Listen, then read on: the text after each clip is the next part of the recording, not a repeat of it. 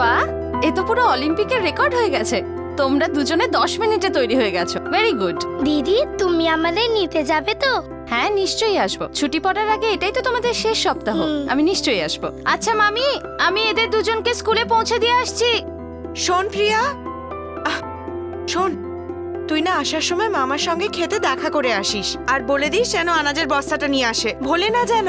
ঠিক আছে মামি, চলো চলো। বাই মা, বাই। বাই। সাবধানে যা। হ্যাঁ, নিজেদের টিফিন কিন্তু পুরো খেয়ে নেবে, কিচ্ছু ফেলে রাখবে না, না হলে কিন্তু লাস্ট বারের মতো বকুনি খাবে।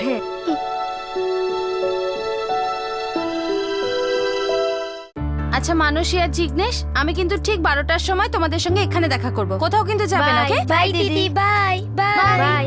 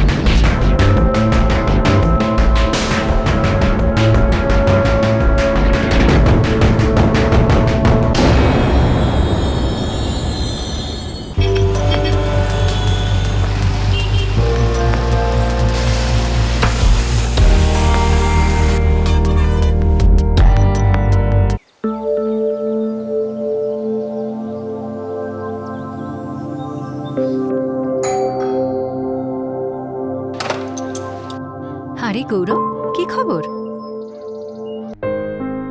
গৌরব, যদি কোনো কিছুর দরকার পড়ে নিঃসংকোচে বলবে। আমরা দীর্ঘদিনের প্রতিবেশী, তাই না? সবই আপনাদের আশীর্বাদে কাকু। আচ্ছা হ্যাঁ, আপনারা দুজনে এবং প্রিয়া আমার আশীর্বাদে অবশ্যই আসবেন কিন্তু। দিওয়ালিতে বিয়ের দিন ঠিক হয়েছে তো? হ্যাঁ, আর আশীর্বাদ কবে?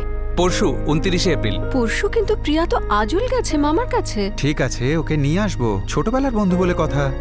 গৌরব, আমি তোমার দাদা শিবমের সাথে কথা বলবো, আর কোনো কিছু দরকার হলে অবশ্যই বলবে। এটা কেউ নিজের বাড়ি বলে ভেবো।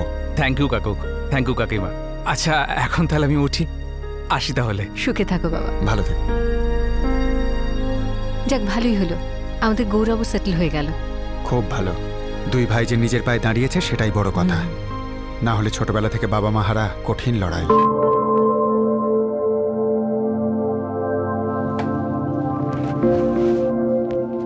গৌরব শোন, এই 50,000 টাকা ওই গার্ডেন হলে জমা করে দিস পরশুর বুকিং এর জন্য। দাদা তুমি দিয়ে দাও না, আমার অনেক দেরি হয়ে গেছে। গৌরব, 2 দিন বাদে আশীর্বাদ। আমি তোকে বলেছিলাম না অফিস থেকে ছুটি নিতে। বৌদি 150টা টার্গেট আছে এই সপ্তাহে, মাত্র 75টা সেল হয়েছে। অফিসে খুব টেনশন আছে এই সপ্তাহে। অফিসের টেনশন সারা জীবন চলতে থাকবে, কিন্তু বিয়ে একবারই হয়। আচ্ছা আচ্ছা ঠিক আছে, আমি চলে যাব, কিন্তু হ্যাঁ কালকে ছুটি নিস কিন্তু। আরে এত সব কাজ আমি একা করতে পারি না ভাই। ঠিক আছে দাদা, আমি ছুটির জন্য চেষ্টা করব। Okay bye. ঠিক আছে, সাবধানে যা। হ্যাঁ।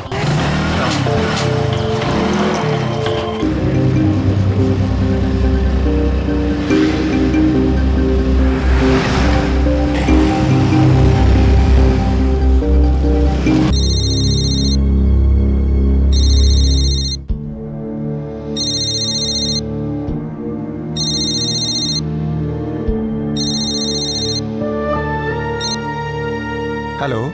দেবাং ব্রহ্মভট্ট। হ্যাঁ বলছি। তোমার মেয়ে প্রিয়া আমাদের কাছে আছে। কি? কে বলছেন? তাতে কিছু যায় আসে না, এক্ষুনি 5 লাখ টাকার নগদ জোগাড় করো। দেখুন, কে বলছেন আপনি? এখন তোমার একমাত্র মেয়ের মৃত্যুর দূত পুলিশের কাছে যদি যাও তোমার মেয়ের এতগুলো টুকরো করব যে লাশটাকে রিপু করতে হবে। সন্ধেবেলায় আরেকবার ফোন করব। খোদা হাফেজ। হ্যালো, কি হয়েছে?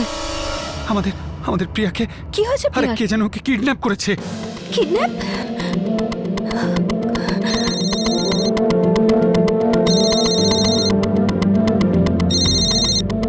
হ্যালো, প্রজ্ঞাদি, আমি দেবাঙ্গ বলছি।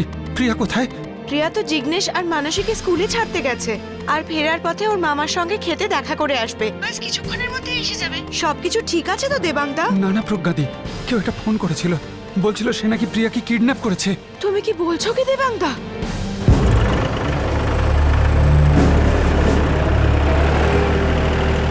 হরিশদা, হরিশদা, ও হরিশদা, আরে তোমার ফোন এসেছে আমেদাবাদ থেকে, তোমার জামাইবাবু। আরে না দেবাংদা, এখানে তো প্রিয়া আসেনি। ভাই হরিশকে একটা ফোন করেছিল, বলছিল যে সে নাকি প্রিয়াকে কিডন্যাপ করেছে, 5 লাখ টাকাও চাইছিল। এরকম কি করে হতে পারে দেবাংদা? আমাদের গ্রামে এসব কে করতে পারে? কি বললো হরিশদা? কি বললো? স্মিতা, সত্যি সত্যি আমাদের প্রিয়াকে কেউ কিডন্যাপ করেছে। হে ভগবান! 18 বছরের প্রিয়া ব্রহ্মভট্ট আমেদাবাদের বাপুনগরের বাসিন্দা। সবেমাত্র সে ক্লাস 12-এর পরীক্ষা দিয়েছিল আর কিছুদিনের জন্য নিজের মামা বাড়িতে ঘুরতে গিয়েছিল, যেটা আজলগাঁও মানসায় অবস্থিত। এটা আমেদাবাদ থেকে প্রায় 60 কিলোমিটার দূরে। হঠাৎ একদিন আজলগাঁও থেকে প্রিয়ার অপহরণ হয়ে যায়, আর যখন আমেদাবাদে মুক্তিপণের জন্য ফোন আসে তখন প্রিয়ার বাবা মা হতবাক হয়ে যান। প্রিয়া তাদের একমাত্র মেয়ে ছিল। ওনারা বুঝতেই পারছিলেন না যে এই পরিস্থিতির সঙ্গে কিভাবে মোকাবিলা করবেন। আরও অনেকগুলো প্রশ্ন ওনাদের চিন্তিত করে তুলেছিল। কে করলো, কেন করলো, কিভাবে করলো? আর সব কিডন্যাপিংয়ের মতোই ঘড়ির কাঁটা প্রতি মুহূর্তে ভয়ের সঞ্চার করছিল। বলেছে পুলিশের কাছে গেলে ওরা প্রিয়াকে প্রাণে মেরে দেবে, আর বলেছে যে সন্ধ্যাবেলা আবার ফোন করবে। কে আমাদের সাথে শত্রুতা করছে? আরে আমাদের প্রিয়া কার কি ক্ষতি এই করেছে? কথাটা তো আমিও বুঝতে পারছি না স্মিতা। আঙ্কেল, আপনি ভয় পাবেন না, চলুন পুলিশের কাছে যাই। ওরা রেগুলার এই ধরনের সমস্যার মুখোমুখি হয়, আর নিজেদের থেকেও কিছু করতে হলে আমাদের তো কিছু জানতে হবে। কারা ওরা, কেমন লোক, কিছুই তো জানি না। কিন্তু দাদা, ওরা যদি জানতে পারে যে দেবাং কাকু পুলিশের কাছে গেছেন, তাহলে ওরা যদি প্রিয়ার সঙ্গে উল্টোপাল্টা কিছু। গৌরব, তোমার দাদা ঠিক বলছেন। দেবাং আঙ্কেলের পুলিশের কাছে যাওয়াই উচিত। আমার মনে হয় না ওই লোকটা প্রিয়ার কোনো ক্ষতি করবে। আর যদি কিছু করে, রেগে গিয়ে। আঙ্কেল, এই ব্যাপারে আপনি আর আমি কিছু করার জন্য খুবই সাধারণ লোক আমরা। পুলিশ জানে এই সময় ঠিক কি করতে হবে, আর ওরাই আমাদের প্রিয়াকে খুব ভালোভাবে ফিরিয়ে আনতে পারবে। আপনি ভয় পাবেন না, আমাদের তাড়াতাড়ি পুলিশ স্টেশনে যাওয়া উচিত। কিন্তু ওরা যখন মুক্তিপণ নিয়ে প্রিয়াকে ছাড়তে রাজি আছে, তখন পুলিশের গৌরব, কাছে। পুলিশ প্রিয়াকে ছাড়িয়ে আনবে, তাও মুক্তিপণের টাকা না দিয়ে, আর ওদেরকে ধরবে। আর কথাটা শুধু টাকার নয়, ব্যাপারটা হলো আমাদের প্রিয়ার সেফটির, তাই না আঙ্কেল? কিডন্যাপাররা সন্ধ্যায় ফোন করবে বলেছিল, কিন্তু এখনো ফোন আসেনি, তাই না? এখন কি করবো ইন্সপেক্টর? ওরা কোন নম্বর থেকে ফোন করেছিল? এই নম্বর থেকে ফোন করেছিল। শোনো, এই নম্বরটা ট্র্যাকিং শুরু করো। প্রত্যেকটা ডিটেল চাই, ঠিক আছে? Okay sir. মিস্টার দেবাং, বিজনেসে আপনার কোনো শত্রু আছে? ইন্সপেক্টর সাহেব, আমার অটোমোবাইল স্পেয়ার পার্টসের ছোটখাটো একটা ইউনিট আছে, আর সবার সাথে ভালো সম্পর্ক আমার। শিবম, গৌরব, আপনারা এনার প্রতিবেশী? আসলে আমরা পাটনার বাসিন্দা, কিন্তু এই আমেদাবাদে 25 বছর ধরে রয়েছে। আর এই দেবাং আঙ্কেলকে তো আমরা গত 20 বছর ধরে চিনি। ওই ধরে নিন আত্মীয়দের মতোই সম্পর্ক আমাদের। আর কেউ জানতো যে প্রিয়া আজলগাঁওয়ে আছে? এই কথাটাই তো আমি বুঝতে পারছি না ইন্সপেক্টর। 12 ক্লাসের পরীক্ষার পরে প্রিয়া প্রথমে ওর দাদুর কাছে বটগাঁওতে গিয়েছিল, ওখানে 4 সপ্তাহ ছিল। তারপর আজলগাঁও গেল ওর মামার বাড়িতে, আর ওখানেও 1 সপ্তাহ আছে ইন্সপেক্টর সাহেব, মাত্র 1 সপ্তাহ। একটু আশ্চর্য লাগছে, মনে হচ্ছে কেউ ওকে ফলো করছিল, ওর মুভমেন্টসগুলো ট্র্যাক করছিল।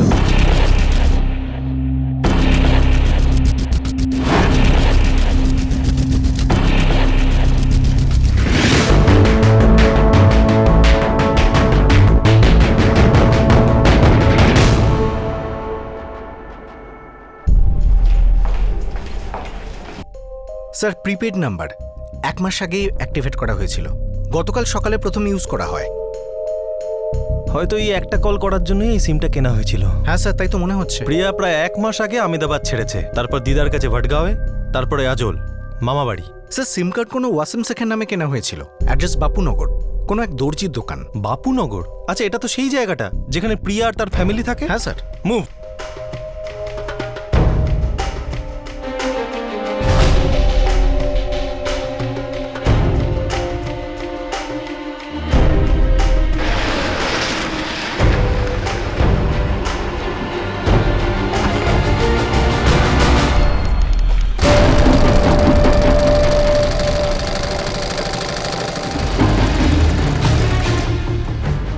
ওয়াসিম শেখ। হ্যাঁ আমি স্যার। প্রিয়া কোথায়? কে? প্রিয়া ব্রহ্মভট্ট। ক্ষমা করবেন স্যার, এই নাম তো আমি প্রথম শুনছি। স্যার, আমি একজন সাধারণ কারিগর স্যার। যার কিনা অসাধারণ হওয়ার স্বপ্ন। দেখো ওয়াসিম শেখ, বলে ফেলো প্রিয়া কোথায়। তুমি প্রিয়ার বাবা দেবাং ব্রহ্মভট্টকে মুক্তিপঞ্চে ফোন করেছিলে, সেই খবর আমরা পেয়েছি। স্যার, আমি আল্লাহর কসম খেয়ে বলছি স্যার, আমি কোনো ফোন করিনি, আমি কিচ্ছু করিনি স্যার। এই কাগজে তোমার নাম লেখা, তোমার ঠিকানা লেখা। 1 মাস আগে তুমি এই সিম কার্ড কিনেছিলে এই কিডন্যাপিং এর জন্য। স্যার, আপনার নিশ্চয়ই কোনো একটা বড় ভুল হচ্ছে। অফিসার মহাশয়ের এই ভুল বোঝাবুঝি দূর করো যে পুলিশকে মিথ্যে বলা যায়। দেখো, যা জানো সোজাসুজি বলে দাও।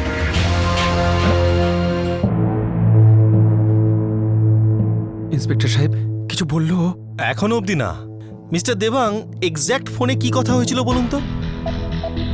পুলিশের কাছে যদি যাও, তোমার মেয়ের এতগুলো টুকরো করব যে লাশটাকে রিপু করতে হবে। সন্ধেবেলায় আরেকবার ফোন করব। এই লোকটা কিন্তু বাপুনগরেই থাকে। আপনার মেয়ে কি একে কোনোভাবে চিনতো? না ইন্সপেক্টর, আমরা এই লোকটাকে চিনিও না। দেখুন মিস্টার দেবাং, আপনার মান সম্মানের ব্যাপার, সেটা আমি বুঝতে পারছি।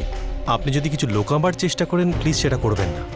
আপনার মেয়ের জীবনের প্রশ্ন। না ইন্সপেক্টর সাহেব, আমরা আপনার কাছে কিচ্ছু লুকাচ্ছি না। বরং আমি তো এটা বুঝতে পারছি না যে টেলার মাস্টার আমার মেয়েকে কেন কিডন্যাপ করবে। স্যার, একই কথা বলছে ওয়াসিম শেখ, শুধু একটাই কথা বলছে যে কিছুই জানে না ও। কিন্তু নাম্বারটা তো এরই নামে। স্যার, মনে হয় কোনো একটা গন্ডগোল হচ্ছে। লোকটাকে সরলই মনে যদি হয়। এ সরল হয় তাহলে জটিল নিশ্চয়ই এর পাশেই কেউ আছে যে একে ফাঁসিয়েছে। স্যার, আপনার কি মনে হচ্ছে প্রিয়ার অন্য কোনো গল্প আছে যেটা ওনারা আমাদের কাছে লুকোচ্ছেন? দেখো, রুল আউট তো করা যাচ্ছে না। স্যার, আর একটা কথা, এই কলের পরে আর কোনো কল আসেনি, কোনো দ্বিতীয় নাম্বার অথবা পিসিও থেকে। শুধু একটাই নাম্বার সোজাসুজি ট্র্যাক হয়েছে ওয়াসিম শেখের। স্যার, সবকিছুই কেমন সোজা সাপটা লাগছে। হতে পারে কেউ নিজের রাস্তা বানাচ্ছে কোনো নির্দিষ্ট লক্ষ্যের কথা ভেবে, আর ওয়াসিম শেখকে সেক্ষেত্রে ব্যবহার করা হচ্ছে। আমি সলিড কনস্পিরেসির গন্ধ পাচ্ছি। তুমি সার্চ পার্টি নিয়ে যাও, পুরো এলাকায় সার্চ করো। Yes sir. মিস্টার দেবাং, এইটুকু বলতে পারি যে আপনার পরিচিত কেউ এই কিডন্যাপিং এর পেছনে আছে, কিন্তু আপনি বলছেন যে আপনার কারোর সাথে কোনো শত্রুতা নেই। ইন্সপেক্টর সাহেব, আমার মেয়ে প্রিয়ার জন্য আমার বড্ড ভয় করছে। ওই লোকটা আবার ফোন করলো না কেন? হয়তো প্রথম কলটা আমাদের বিভ্রান্ত করার জন্য করা হয়েছিল, ওয়াসিম শেখের প্রতি দৃষ্টি আকর্ষণের জন্য। কিন্তু এটা কেন হচ্ছে ইন্সপেক্টর সাহেব, কেন? দেবাং ভাই, একটা খেলা শুরু হয়েছে, আর খেলোয়াড় এই ক্ষেত্রে খুবই চালাক। 18 বছরের প্রিয়াকে অপহরণে 24 ঘন্টা কেটে গিয়েছিল, কিন্তু পুলিশের হাতে তখনও পর্যন্ত কোনো প্রমাণ আসেনি। কিন্তু হ্যাঁ, ওনাদের বিভ্রান্ত করার জন্য একটা মিথ্যে লিড ছিল, যেটা ছিল ওয়াসিম শেখের নামে কেনা একটা সিম কার্ড, যেটা থেকে প্রথম কল করা হয়েছিল। একদিকে পুলিশের একটা টিম এই ষড়যন্ত্রের রহস্য উন্মোচনের চেষ্টা করছিল, আর অন্যদিকে তারা প্রিয়াকে খোঁজার জন্য একটা সার্চ অপারেশন লঞ্চ করেছিল। পুলিশের সন্দেহ ছিল যে হয়তো কিডন্যাপার প্রিয়াকে নিয়ে ওই এলাকারই কোনো জায়গায় লুকিয়ে আছে।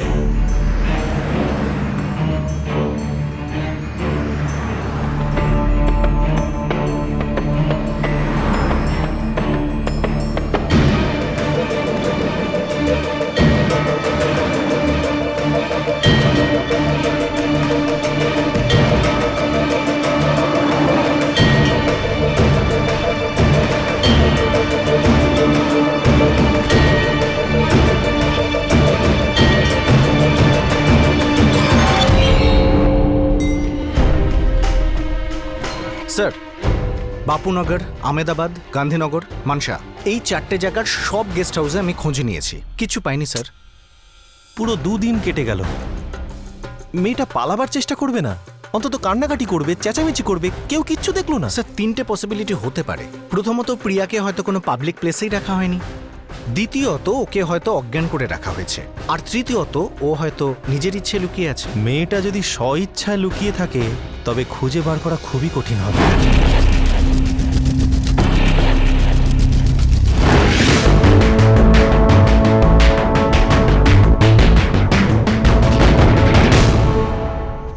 দেখো, হল ক্যান্সেল করাটা কোনো বড় কথা নয়। মেন ব্যাপার হলো অনিতার মা বাবাকে কি বলবো আমরা। দাদা, হতে পারে ওরা হয়তো বুঝবেন না। দেবাঙ্গ কাকুর স্মিতা আন্টি আর প্রিয়া, ওরা তো আমাদের কাছে পরিবারের মতোই। ওরা যখন প্রিয়াকে নিয়ে এতটা ভেঙে পড়েছেন, আমরাও আমাদের প্রিয়াকে নিয়ে এতটা টেনশনে আছি, তাহলে এই আশীর্বাদের এখন কি দরকার দাদা? বারবার প্রিয়ার মুখটা আমার চোখের সামনে ভাসছে, আর প্রত্যেকবার ওই কিডন্যাপারের জন্য এত রাগ হচ্ছে তোমাদের বলে বোঝাতে পারবো না। শিবম, আমার মনে হয় গৌরব ঠিকই বলছে। আমাদের অনিতা আর ওর মা বাবাকে বলে এই আশীর্বাদটা পোস্টপন করতে হবে। ঠিক আছে, আমি কথা বলছি।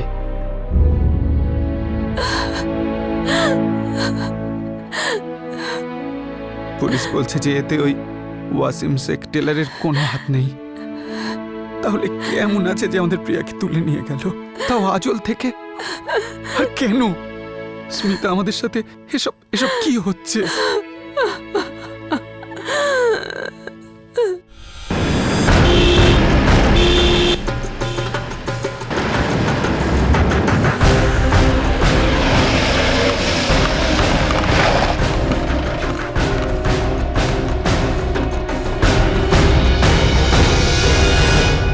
ইন্সপেক্টর বাবু, প্রিয়া এখানে এসেছিল মাত্র 7 দিন হয়েছে। আচ্ছা, এই এলাকায় প্রিয়ার সাথে কারোর পরিচয় ছিল যে কিনা জানতো যে প্রিয়ার বাবা অনেক বড় লোক, অনেক টাকা মুক্তিপণ দিতে পারবে? সাহেব, আমাদের গ্রামে এরকম কেউ নেই যে এই কাজটা করতে পারে। আমাদের গ্রামে তো সব ভালো মানুষরা আর থাকে। প্রিয়াও এই ভালো মানুষদের মধ্যে থেকেই নিখোঁজ হয়েছে। সে জানতো যে প্রিয়া এখানে আছে, যে কিনা প্রিয়ার রোজ নামটা জানতো, আর এটাও জানতো যে প্রিয়া আপনার ছেলে মেয়েদের স্কুলে ছাড়তে যায়। আমি তো এটাই বুঝতে পারছি না যে এরকম কে করতে পারে। স্যার, আমরা তো রোজ এই রাস্তা দিয়ে স্কুলে যাই। আঙ্কেল, প্রিয়া দিদি আমাদের এখানেই ছেড়েছিল। আর এখান থেকে মামার ক্ষেতের দিকে যাওয়ার কথা ছিল। ওর মামি তো সে কথাই বললেন স্যার।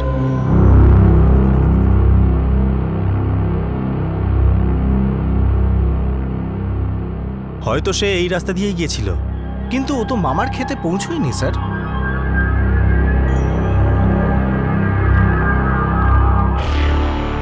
স্যার, আমার মনে হয় এই রাস্তা সোজা মেইন রোডে গেছে। আমার মনে হয় প্রিয়াকে হয়তো এখান থেকে কিডন্যাপ করা হয়েছে।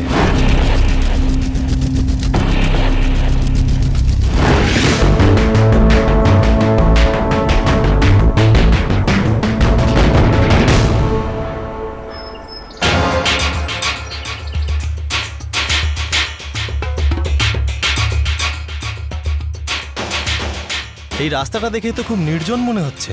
হ্যাঁ স্যার, এখানে ট্রাফিক নেই বললেই চলে। যদি কেউ প্রিয়াকে জবরদস্তি গাড়িতে তুলেও নিয়ে যায়, তবে সেটা দেখাশোনার চান্স খুবই কম।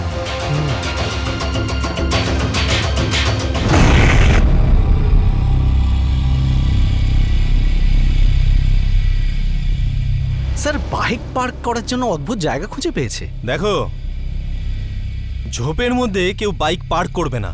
কেউ বাইকটা এখানে লুকিয়েছে। এই বাইকটার পুরো ডিটেল বার করো। Right sir.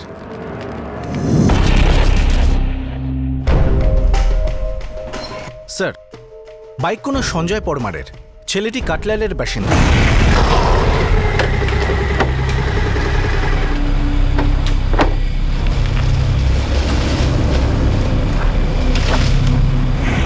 আচ্ছা, এটা তো ওই জায়গাটা থেকে প্রায় 60 কিলোমিটার দূরে।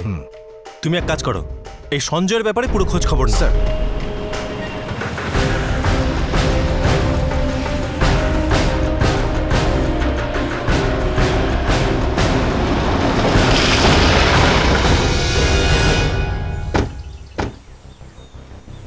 সঞ্জয় পরমার? না ইন্সপেক্টর সাহেব, আমরা এই নামের কোনো ছেলেকে চিনি না।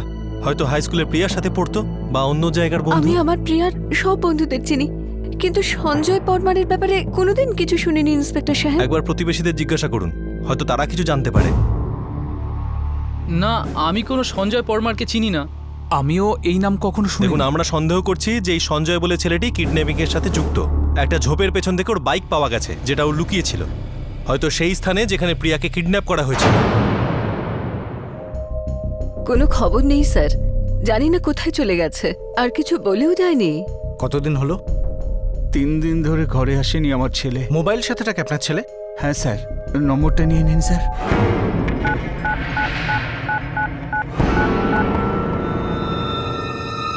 হ্যালো, পুলিশ তোর কথা জানতে পেরে গেছে সঞ্জয়।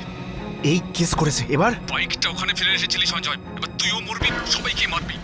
কিন্তু আমি কি করতাম ভাই? বাইকে তুলে নিয়ে যাওয়া কি হাতের মোয়া নাকি? হ্যাঁ, যাকে যা হয়েছে হয়েছে, এবার তুই প্রিয়াকে নিয়ে পালিয়ে যা, পুলিশ এক্ষুনি ওখানে পৌঁছবে। কিন্তু কোথায় যাব? যেখানে খুশি যা, কিন্তু বাইকের মতন ধরা পড়িস না। পরের প্ল্যান পরে বলবো, এখন জলদি ওখান থেকে পালা। আচ্ছা ঠিক আছে, আমি এক্ষুনি বেরোচ্ছি। স্যার, এই সঞ্জয় পরমার 3 দিন বাড়ি ফেরেনি। আর প্রিয়ার কিডন্যাপিংও 3 দিন হয়ে গেল। স্যার, ওর মোবাইলের লোকেশনও ট্র্যাক হয়ে গেছে। 3 দিন আগে ও আজলে ছিল। ট্র্যাকিংয়ে লাগিয়ে দেওয়ার মোবাইল নাম্বার লাগিয়ে দিয়েছি স্যার। এই মুহূর্তে লোকেশন পাটনের বাইরে যাওয়ার রাস্তায়। হয়তো কেউ ওর টাচে আছে, যে ওকে খবর দিচ্ছে যে পুলিশ ওকে খুঁজছে।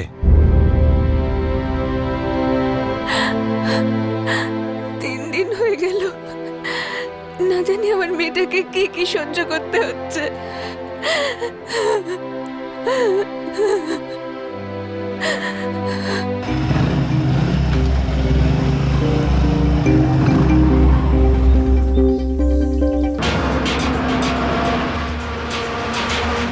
ওকে, ঠিক আছে, চোখে চোখে রেখো।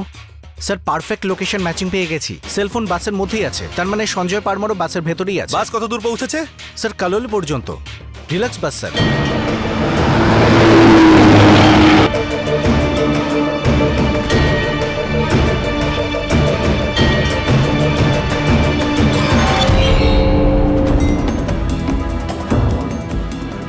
আরে মুখটা ঢেকে নাও না ভালো করে, পুলিশ আমাদের পেছনে পড়ে গেছে কিন্তু। সব কাগজে আমাদের ফটো ছাপিয়ে দিয়েছে, আর এতক্ষণ তো টিভিতেও দেখিয়ে দিয়েছে বোধহয়। আরে ধরা পড়লে কিন্তু কেস খেয়ে লাট।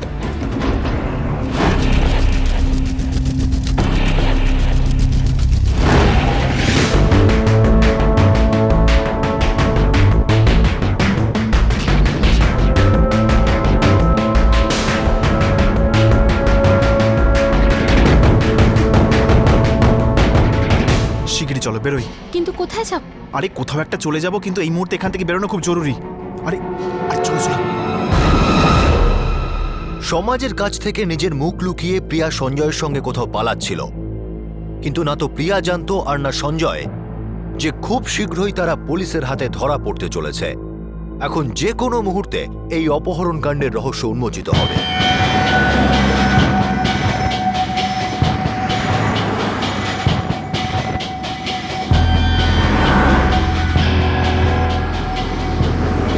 বাস আসছে, কনস্টেবল রেডি।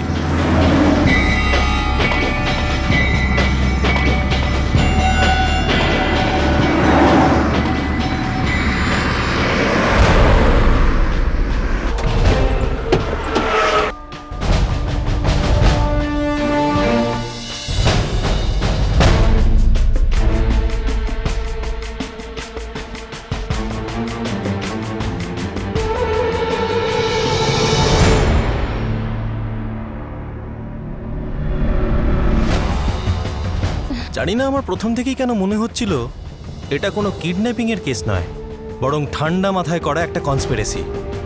অফিসার, নিয়ে চলো এদের। স্যার,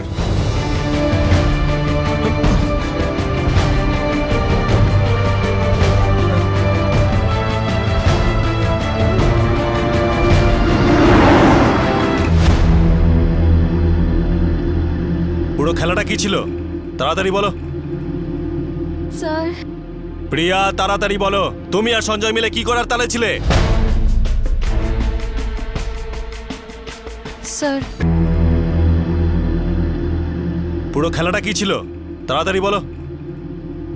স্যার, প্রিয়া, তাড়াতাড়ি বলো, তুমি আর সঞ্জয় মিলে কি করার তালে ছিলে? কি প্ল্যান ছিল তোমাদের? আসলে সমস্ত প্ল্যান গৌরবেরই ছিল। গৌরব? তোমাদের বাপুনগরের প্রতিবেশী ছেলেটা? হ্যাঁ স্যার। চল চল গাড়িতে ওঠ। ইন্সপেক্টর চল। ইন্সপেক্টর সাহেব কোথায় নিয়ে যাচ্ছেন আমার ভাইকে? আমাকে জিজ্ঞেস করছো কেন? তোমার ভাইকে জিজ্ঞেস করো, ওই সব বলবে। জ্ঞান সিং, দরজা খোলো। আরে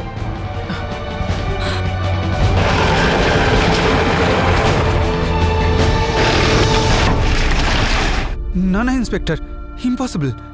আমি এটা বিশ্বাস করি এটা না। আমার স্টেটমেন্ট নয়, আপনার মেয়ে প্রিয়া নিজের মুখে বলেছে।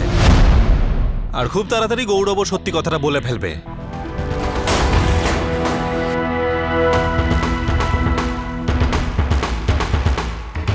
তাহলে গৌরব, তোমার এই আশীর্বাদ, তোমার এই আসন্ন বিয়ে, এই সবই একটা আসলে নাটক। এমন এক নাটক যাতে প্রিয়ার বাবা মা, তোমার দাদা বৌদি সবাইকে অন্ধকারে রাখা যায়। বলো? গৌরব, ইন্সপেক্টর সাহেব যেটা বলছেন সেটা সত্যি?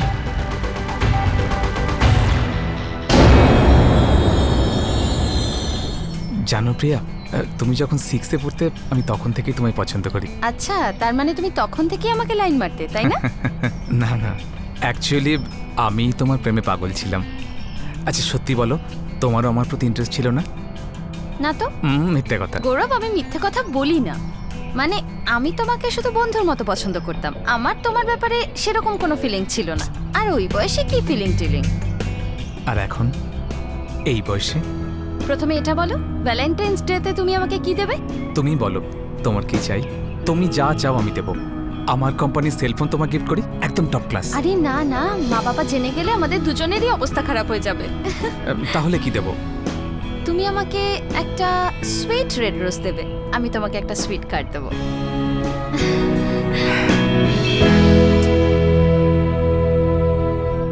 প্রিয়া, প্রিয়া, এই মেয়েটাও না কোনোদিন নিজের বই খাতা গুছিয়ে রাখে না।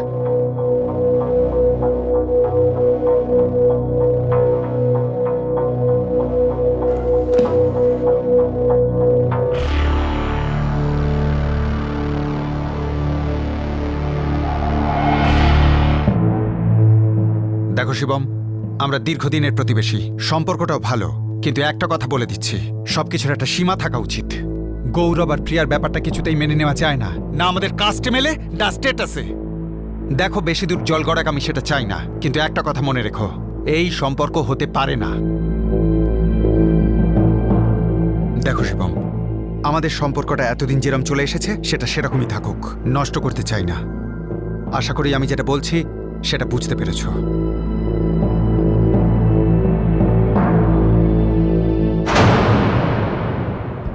আজ থেকে, মানে এখন থেকে, আমার আর গৌরবের মধ্যে যা কিছু ছিল আমি সবকিছু ভুলে যাব।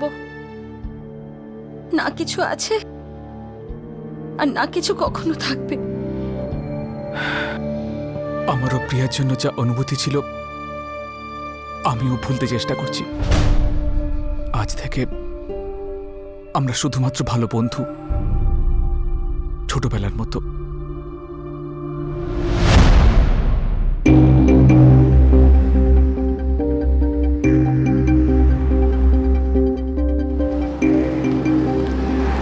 প্রিয়া, চলো এসো, তোমাকে বাড়িতে ছেড়ে দিচ্ছি। না গৌরব, আমি একাই চলে যাব। তুমি একা নও প্রিয়া, আমিও তোমার সঙ্গে আছি, তোমার মনে। তুমি ভয়ে আমার থেকে দূরে সরে যাচ্ছ। গৌরব, আমরা বাড়ির লোককে কথা দিয়েছি আর একে অপরকে মন দিয়েছি।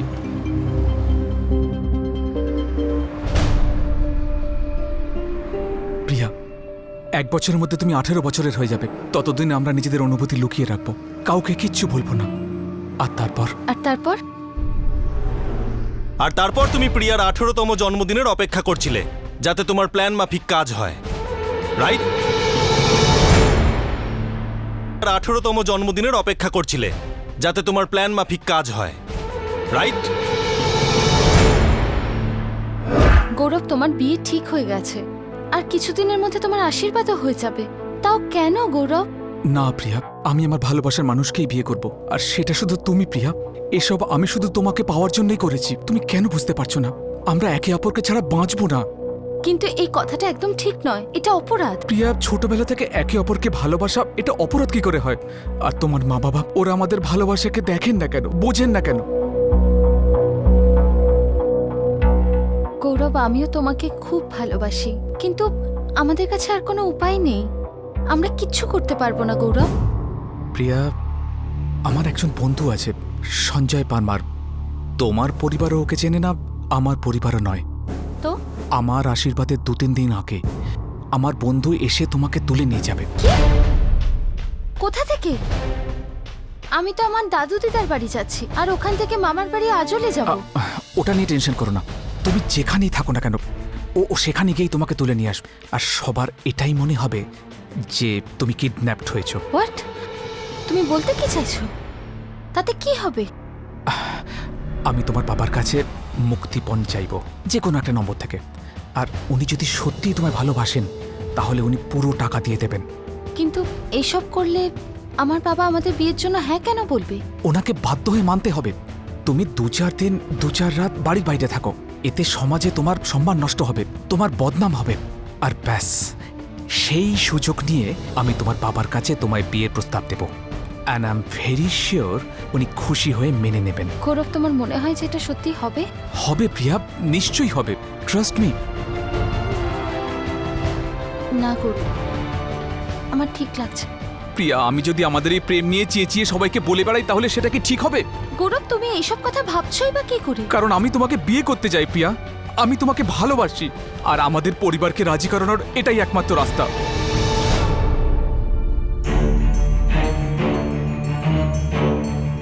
গৌরব, এই প্ল্যানটা ফেল হওয়ারই ছিল। তুমি একটা মোবাইল কোম্পানিতে চাকরি করো, তাই না? যেখান থেকে তুমি সিম কার্ড আর ইউজারের নাম ঠিকানা পেয়েছিলে। হ্যাঁ, ওই দর্জি আমাদের মোবাইল কানেকশন ইউজ করত, ওর সমস্ত ডকুমেন্টস আমার কাছেই ছিল, তাই আমি ওর নামে আরেকটা সিম কার্ড ইস্যু করি। তুমি তোমার কোম্পানির সেলস এক্সিকিউটিভ, আর তুমি সঞ্জয় পরমার কেমন বন্ধু? তুমি তোমার বন্ধু কুয়োতে পড়ছিল, তুমি তাকে বাঁচানোর বদলে ধাক্কা মারলে, তাই তোমাকেও এর সাথে গ্রেপ্তার করা হচ্ছে। তুমিও এর অপরাধের সমান অংশীদার। দেখুন, পারিবারিক ও ব্যক্তিগত ব্যাপারে হস্তক্ষেপ করা পুলিশের কাজ নয়, কিন্তু এইটুকু আমি বলতে পারি যে আপনার বাচ্চারা যেটা করেছে সেটা একটা মারাত্মক অপরাধ। হয়তো এরা আপনার রায়ের বিরুদ্ধাচরণ করছিল, কিন্তু যে রাস্তাটা ওরা বেঁচেছিল সেটা বেআইনি এবং খুবই বিপজ্জনক। অফিসার, এই 3 জনকে নিয়ে যাও। স্যার চল চল।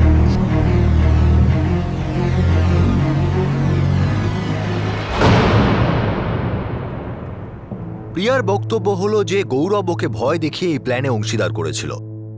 আপাতত প্রিয়াকে তার বাবা মায়ের হাতে তুলে দেওয়া হয়।